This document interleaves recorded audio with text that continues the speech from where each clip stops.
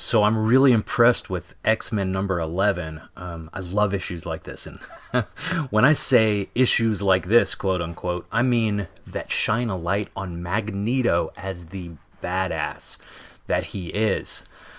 But a lot was great about it besides that, right? The writing was great. The fight scenes were incredible. We're continuing events from X-Men number 1 and number 2.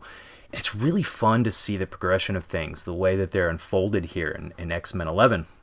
We open up with mutants approaching one of the summoners of Araco, and he is just sitting there at a tree stump being creepy. And these mutants, these kids, they say, it's almost as if he's waiting for them, And this is fun, the way that the Krakoan mutants, they get really creeped out vibe from the dude just like we do. And they ask what he's doing. He's just sitting there meditating or what. He says he's about to play a game that he learned as a child, an adaptive game that changes. He says the name of the game translates as the word trial or test. He says it's a game about discovering the soft places inside both you and the person you're playing against, how to defend, how to attack. It's a game about weakness. And Rockslide says, what if I don't have any weakness? And he says, that's how it starts. So Rockslide chooses a piece, and apparently, they're about to be locked into a game from that point forward, and they're interrupted by missiles or ships or this huge burst coming into the atmosphere from the sky.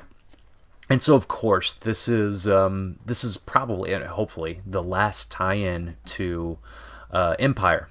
And so, what's going on outside of this? I'm not reading Empyre, by the way. But I just don't have time to read 5,000 books a week. So the Cotati are these plant people. They're fighting the Kree and the Skrull. That's really all we need to know for the sake of this. And this is the Cotati. These are the plant people, and they're coming for Earth. They've already come to the moon. Anyway, I am, however, going to hold out to read Ten of Swords because it is an X-Men event. And I'm looking at it, and I might even get caught up in Excalibur. Who knows? I want to read Ten of Swords, and I've been hearing from people that it would really help to have read Excalibur up to that point, but it's up in the air. I'd love to hear in the comments about how stupid I am for not reading it or for wanting to catch up in it just for that event. I'd like to hear solid opinions. So, of course, with this comic, Jonathan Hickman is writing, Lionel Francis Yu is doing art, Sonny No is on colors. So sometimes I really like the information and the way that it's presented in the white pages of some of these books. But this one didn't do it for me. Actually, I almost fell asleep reading this white page about island readiness and archipelago access, so... Honestly, I just think that sometimes they don't work and maybe other times they do. The interesting part about the white pages this week was the massive amount of stuff that was omitted from the Omega level mutant section. So whatever was there, Oh, and you know what? Just to go back, I'm not saying this comic was boring. Far from it. I just think that one page was boring. This comic is really badass. I just haven't gotten to that part yet. So... if I had to pick out a comic book that I would name, that I would give the title Magneto Giant-Sized X-Men, it would be this book. It wouldn't have been Magneto Giant-Sized X-Men. And honestly, I've been hearing people saying on Twitter and all around in the comic book reading community, they're like, that's a common consensus with readers this week, that we would have likely chosen a story to be called Giant-Sized X-Men that shows him at his best, just like this, instead of, I don't know, being a liaison to purchase a plot of land. Okay, when we open up, Exodus is at a campfire with these mutant children, and this has also been a common consensus why anyone is leaving their children alone with Exodus. That's the biggest mystery. So this is a pretty intense moment, right?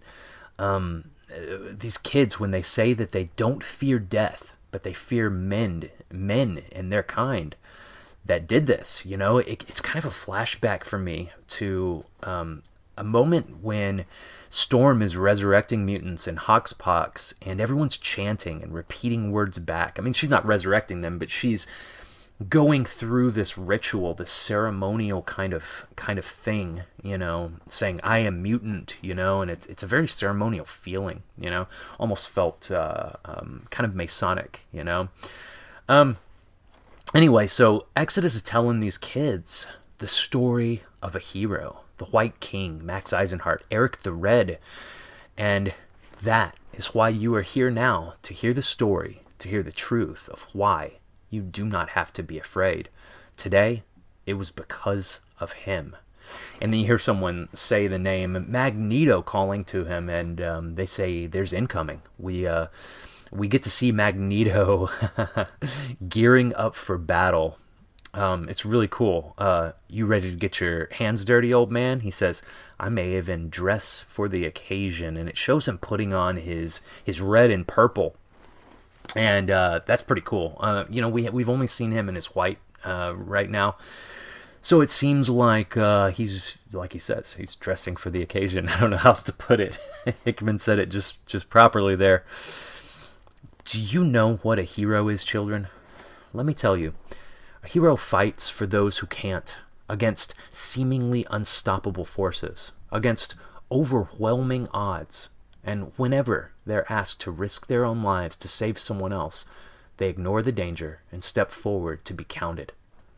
I like this. So the telepaths, they're continuing to relay messages from the moon where Cyclops is, and to the rest of Battlefront, and just all around Krakoa while they're fighting. And this is cool. One of my favorite parts of this is when Magneto sends Magma over to this Krakoan volcano that's been lying dormant.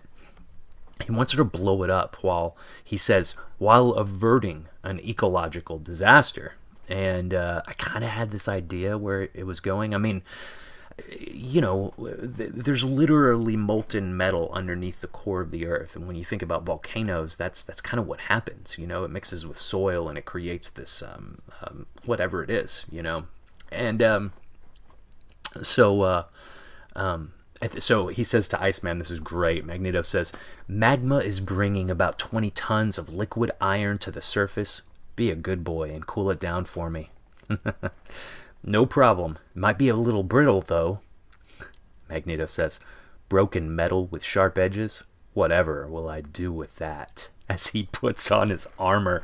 As soon as I read that, I'll tell you, that's where I just got so excited. This chill went up my spine. I don't know if you don't know. Magneto is absolutely my favorite character in all of comics. Maybe in all of Marvel. Let me say that. In all of Marvel.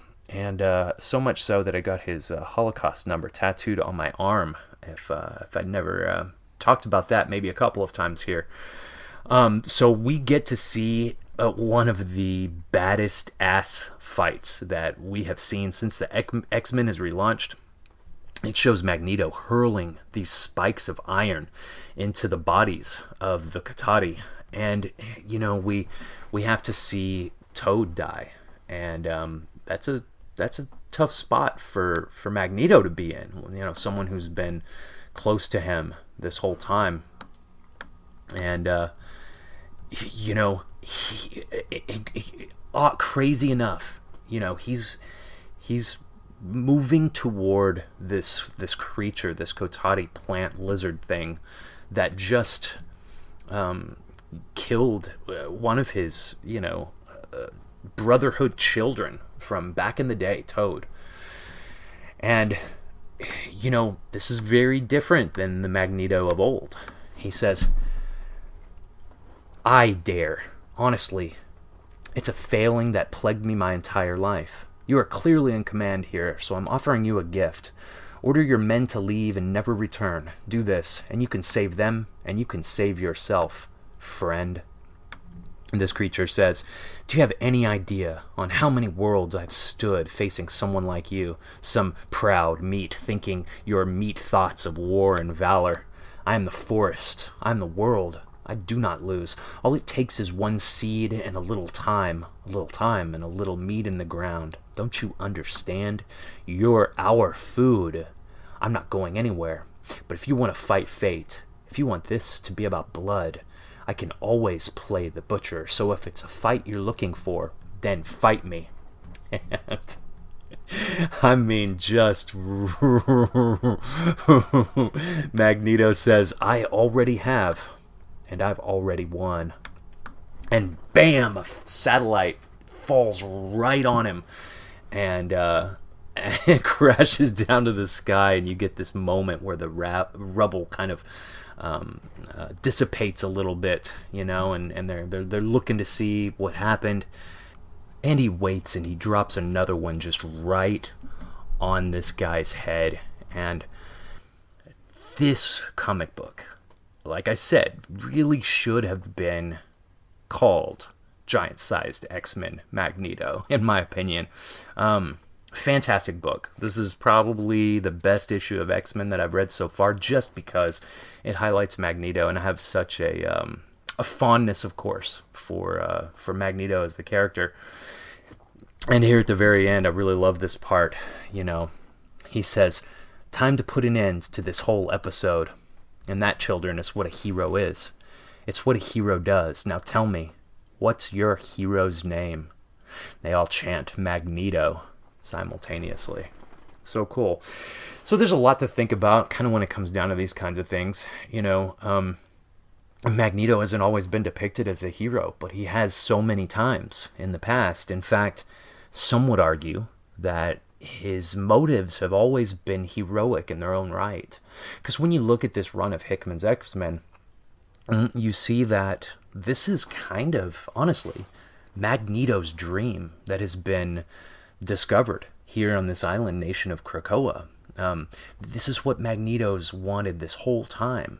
And it's what they finally have. Again, I'm sure there's going to be some sort of disaster that occurs because, of course, this is the X-Men. And these are stories of disaster and stories of huge apocalyptic events. But when you look at this, of course, you know, this isn't Xavier's dream anymore. Just like they were saying in House and Powers. This is a different dream. And hey, look, my opinion, talking about this. Getting into it deeper, of course, you know, I've given my opinion on all sorts of these ideas and theories. This is Moira's dream that she's living.